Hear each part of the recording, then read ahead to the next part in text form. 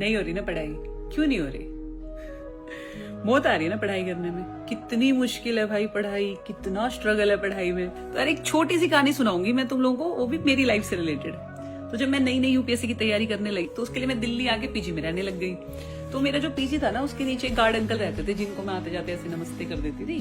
तो शायद मेरा मेंस का टाइम था और उस टाइम ना मैं लाइब्रेरी से थोड़ा लेट आती थी। तो ऐसे ही एक दिन रात को मैं आई तो मैंने उनको नमस्ते की। तो अंकल ने ऐसे ही मुझसे पूछ लिया कि और बेटा कैसी चल रही है पढ़ाई?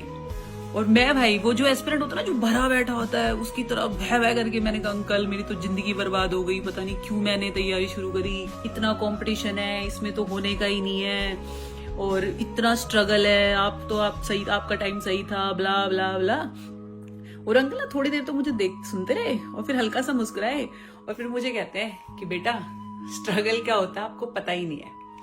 स्ट्रगल वो होता है जब आपको चौकीदारी की नौकरी करनी पड़े और आपको महीने में सिर्फ 8,000 रुपए मिले और उसमें आपको 4 बच्चे पालने पड़े। और ये सब नौकरी, ये चौकीदारी, ये सब कोई नहीं करना चाहता, पर क्या करे, मजबूरी है, जिम्मेदारियां इतनी है घर की। तो बेटा आप जो करना चाहते हो आप उसकी तैयारी भी कर पा रहे हो, आप उसकी कोशिश भी कर पा रहे हो, ये बहुत बड़ी बात है अपने आप में। फिर उन्होंने बोला वरना जाके पूछना गांव में अपने पिताजी से, अपने चाचा से कि उनको किसने इतने इतने दिन बैठ के पढ़ने का मौका दिया। कोई नहीं देता था।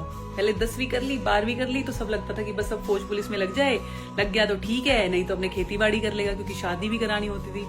और महिलाओं को तो ये मौके कभी मिले ही नहीं। तो बेटा ये जिसको तो आप स्ट्रगल समझ रहे हो ना, ये स्ट्रगल नहीं है, ये प्रिविलेज है। और मेरे को ऐसा लगा कि हाँ यार कितनी सही बात है यार, ये वी आर लक्की कि भाई शायद हम वो पहली पीढ़ी है या वो पहली जनरेशन है जिनको ये मौका मिल रहा है कि हम 4-4, 5-5 साल बैठ के किसी भी एग्जाम की, चाहे वो यूपीएससी हो, एसएससी हो, नीट, बैंक, आईआईटी, उसकी तैयारी भी कर पा रहे हैं। सही में बहुत बड़ी बात है यार, हम बस इसको फॉर ग्रांटेड ले लेते हैं। तो भाई अपने माँ बाप को थैंक यू बोलो और इसको स्ट्रगल मत समझो, इसको जान पे मत समझो कि मौत आ रही है। सबसे आसान काम है। कल को जब नौकरी करने जाओगे ना तब पता चलेगा कि ये कितना इजी था। एक कुर्सी पे बैठ के सिर्फ पढ़ना है, सिर्फ पढ़ना, ठीक है? तो खुश रहो और दिल से पढ़ाई करो यार।